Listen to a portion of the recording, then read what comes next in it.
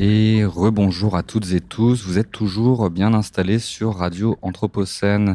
Et à présent, place à l'invité des regards sur l'actualité, Maureen Carnet. Bonjour et bienvenue sur Radio Anthropocène. Bonjour, merci de m'avoir invité. Alors c'est un plaisir de vous recevoir aujourd'hui. Nous vous recevons pour revenir avec vous sur une affaire qui a défrayé la chronique et qui vous concerne et qui a d'ailleurs donné lieu à un récent film après un livre, ce film au nom éloquent qui s'appelle La syndicaliste. Je vais tenter de vous présenter brièvement. Vous avez travaillé comme professeur d'anglais pour la formation permanente dans une filiale d'Areva qui, on le rappelle, est le leader mondial de l'industrie nucléaire. Vous avez été au sein de l'entreprise responsable syndicale de la CFDT, élu en 2004 secrétaire du comité de groupe. Et votre activité syndicale, elle s'inscrit dans un contexte stratégique tendu pour le groupe Areva, notamment autour de la cession d'une filiale pourtant très rentable du groupe Areva TND, une vente qui engage la découpe progressive de l'entreprise en 2010.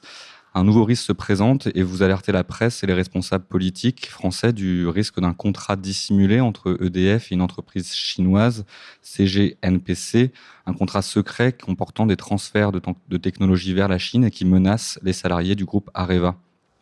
Les réactions à cette divulgation sont sévères puisque vous faites d'abord l'objet d'intimidations nombreuses, puis d'une séquestration, d'un viol ainsi que d'actes de torture et de barbarie. Une enquête est menée, elle est même bâclée, aimerait-on dire, et vous vous retrouvez d'un coup du statut de victime à celle d'accusé, puisque vous êtes soupçonné de dénonciation de crimes ou délits imaginaires. Sujette à des pressions, vous finissez par avouer des faits que vous n'avez pas commis. Vous finissez finalement par vous rétracter, revenant sur ces aveux imposés un mois plus tôt sous la pression et qui sont des aveux non circonstanciés. La procédure judiciaire, elle est particulièrement violente, tant sur le plan physique que psychologique, là encore, avec des tenants qui sont clairement sexistes, des pressions politiques et financières, aimerait-on dire, et qui concluent dans un premier jugement à votre culpabilité. Vous êtes condamné en 2017 en première instance à 5 000 € d'amende et à 5 mois de prison avec sursis pour, je cite, dénonciation d'un crime ayant exposé les autorités judiciaires à d'inutiles recherches. Et le tribunal se fonde alors sur l'absence de traces papillaires ou d'ADN, hormis les vôtres, celles de votre mari et de votre femme de ménage sur la scène du crime. Grâce à des soins thérapeutiques, vous parvenez à vaincre le traumatisme de cette agression et de ces années de violence judiciaire. Vous faites appel et vous faites reconnaître votre innocence. Est-ce que jusqu'ici, je n'ai pas dit trop de bêtises ? Non, c'est très bien. Alors d'abord, Maureen Carney, nous vous remercions vraiment chaleureusement pour votre présence ici et on aimerait vous demander où est-ce que vous en êtes aujourd'hui dans votre vie professionnelle, personnelle. Voilà, la parole est à vous. Merci encore. Aujourd'hui, je vais bien, même très bien. Je suis retraitée très active car pendant 8 ans, là, j'ai travaillé dans une école Montessori et je travaille également dans une association contre les violences faites aux femmes car en France, c'est absolument dramatique. 250 000 femmes victimes de violences conjugales, 100 000 femmes victimes de viols, 160 000 enfants victimes d'agressions sexuelles.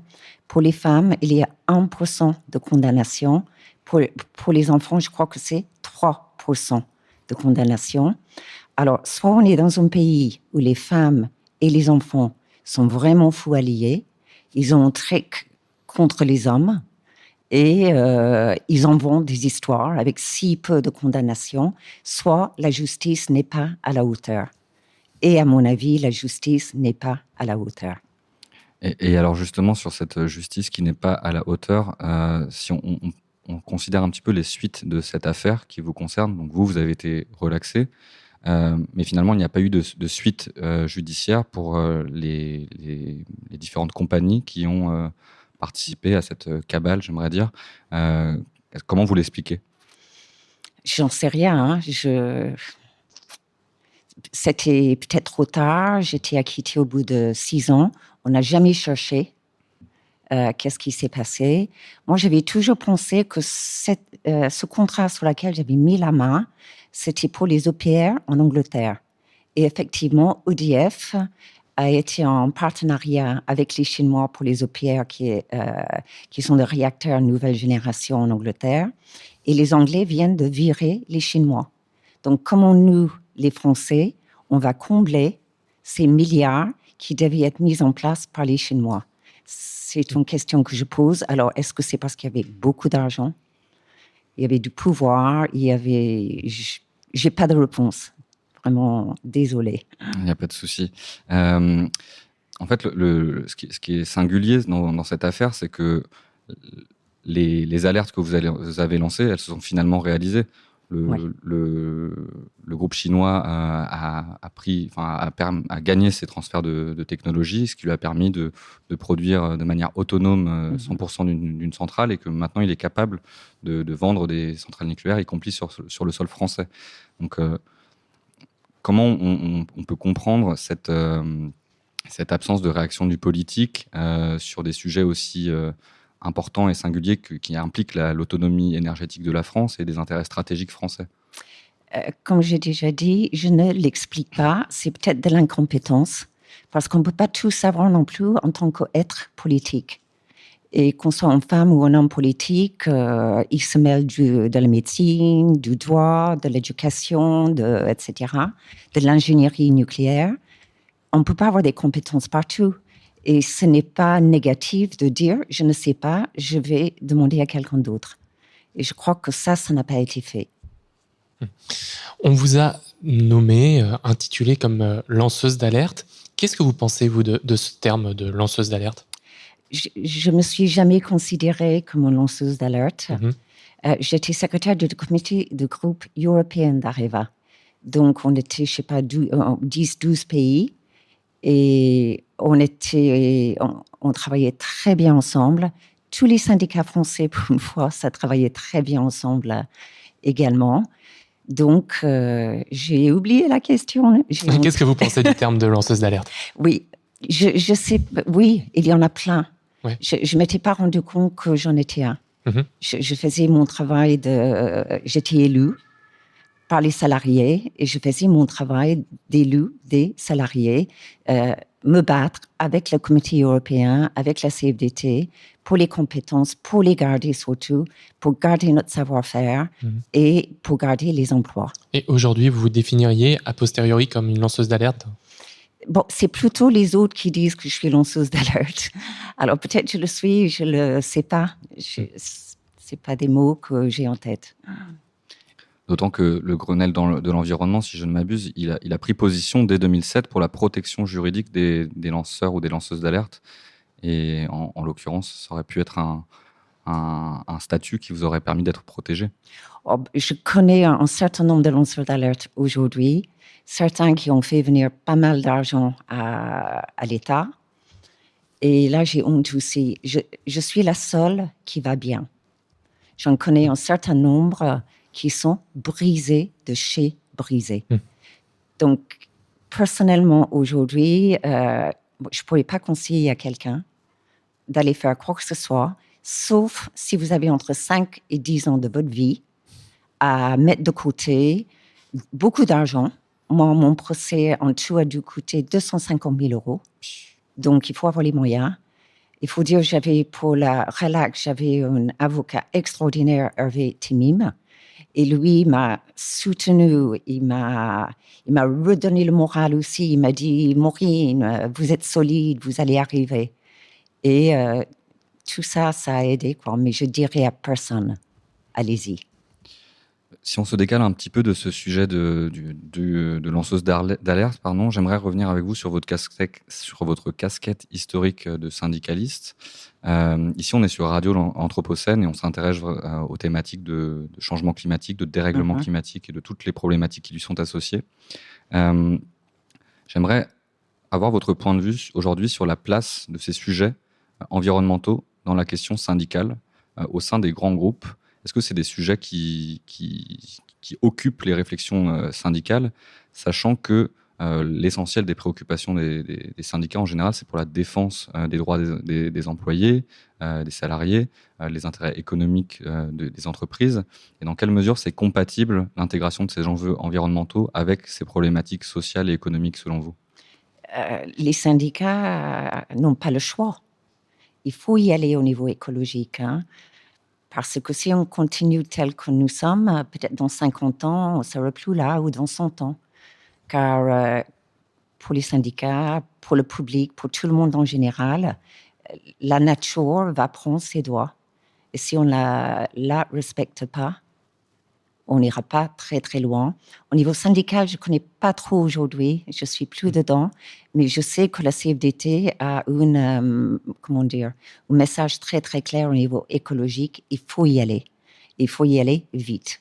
Vous, à l'époque, dans votre action, cette pensée écologique, elle était présente ou pas du tout? Tout à fait. Oui. Il était présent en permanence. Bon, à l'époque, et c'est toujours vrai aujourd'hui, malgré tout, le nucléaire ne rejette pas du CO2.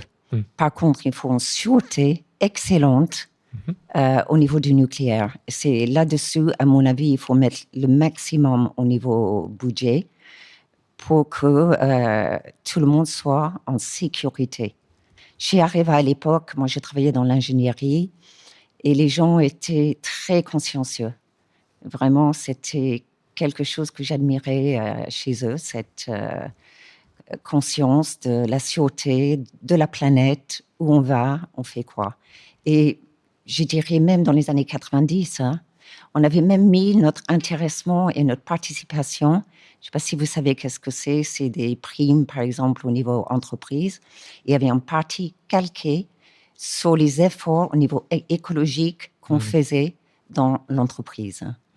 Et vous parliez de sûreté nucléaire. Actuellement, on voit que le gouvernement tente de passer une réforme sur les instituts qui régissent la sûreté nucléaire. Est-ce que vous avez suivi un petit peu cette affaire et qu'est-ce que vous en pensez? Il ne faut pas les séparer. C'est bon, là, une fois de plus, excuse-moi pour dire ça, mais qui dans le gouvernement a les compétences nucléaires, l'expertise nucléaire pour décider quoi faire à ce niveau-là? C'est pas moi et je ne crois pas que c'est eux. Peut-être si on poursuit un petit peu cet échange sur la question des luttes et environnementales peut-être principalement, mais c'est le lien entre ces nouvelles formes de lutte qu'on voit aujourd'hui s'aimer et le statut de lanceur d'alerte et la place des syndicats, etc. On voit, par exemple, hier, il y avait le procès de militants de Extinction Rebellion pour avoir bloqué une station Total à Lyon, avenue Garibaldi. J'aimerais savoir si vous pensez que c'est ce type de modalité d'action qu'on voit chez les soulèvements de la Terre, chez Extinction Rebellion, etc. C'est quelque chose qui pourrait être inspirant pour les syndicats aujourd'hui et à l'avenir. Je ne sais pas si ça sera inspirant pour les syndicats, mais personnellement, je les soutiens. Bien qu'en France, aujourd'hui, c'est très, très difficile, je trouve, de militer, mais les soulèvements de la Terre, l'écologie, il faut que tout le monde arrive à aller dans le même sens. On a un pays, une planète, une humanité, et il faut s'en occuper très rapidement. Et pourtant, à travers votre exemple, on le voit, la question sociale et la question écologique, de manière annexe, elle est combattue à chaque fois très durement par les institutions judiciaires, l'État, dès lors qu'on s'attaque à des intérêts économiques et financiers majeurs. Tout à fait. Mais je n'ai pas de réponse à ça. Il faut continuer la lutte. Voilà. Parler et militer. Et est-ce que c'est ce que vous entreprenez justement à travers la réalisation de ce livre qui a été coécrit Non, c'est Caroline Michel-Aiguirre qui l'a vraiment écrit tout seul. Et le récent film La syndicaliste, finalement, quel est le sens que vous donnez à ces œuvres? Pour moi, ça a été très bien. Parce que ma confiance en moi, mon estime de moi était au ras des pâquerettes. Et au niveau professionnel, dans la garde à vue, ils m'ont dit pendant 20 ans que j'étais nulle, que tout le monde le savait, que j'étais isolée au sein de l'entreprise, que personne venait me voir. Et quand vous êtes très démuni, quand vous êtes traumatisé, quand vous n'avez pas dormi depuis 6 semaines, vous avez perdu 6 kilos, 10 kilos, vous croyez ce qu'on vous dit. Et à travers le livre et le film, et aussi Timim, Hervé Timim, qui a été chercher mes entretiens annuels. Et pour me prouver que j'avais toujours eu des entretiens annuels qui dépassaient les objectifs, etc., j'ai perdu le sens de la question encore. Je suis nerveuse. Le sens de ces œuvres dans lesquelles vous figurez et que... Oui, non, ça m'a fait du bien, ça m'a réconcilié quelque part également avec la justice, Parce que malgré tout, en appel, même si ça a coûté très cher, j'ai été reconnue innocente. Le médecin psychiatre militaire qui était, expert, lui, dans le trauma, c'était un gendarme et lui m'a sorti de le trauma. Donc, c'était bouclé avec les gendarmes également. Et ce film m'a permis de voir que on peut s'en sortir et on me croyait. Et c'est le seul message que j'essaie de faire passer aujourd'hui à tous ceux ou celles qui ont été traumatisés. On peut s'en sortir. C'est long, c'est difficile, il n'y a pas de pilule magique, mais vas-y, allons-y, hein, on peut s'en sortir. Bien, écoutez, Maureen Carnet, ça sera les mots de la fin. Un grand merci pour votre témoignage et votre parole aujourd'hui, pour votre courage qu'on salue, et on vous souhaite une très bonne journée, un reste de journée qui sera à l'occasion de la Nuit du droit, si je ne m'abuse, c'est bien ça? Absolument, oui. Où est-ce qu'on vous retrouve? Je crois que c'est ici, non? C'est ici. Oui. Peut-être. Je crois, je me regarde. On regardera mieux le programme et on le dira à nos auditeurs. Merci beaucoup, Maureen Carnet. À bientôt. Et bonne continuation. Merci, à bientôt sur Radio Anthropocène.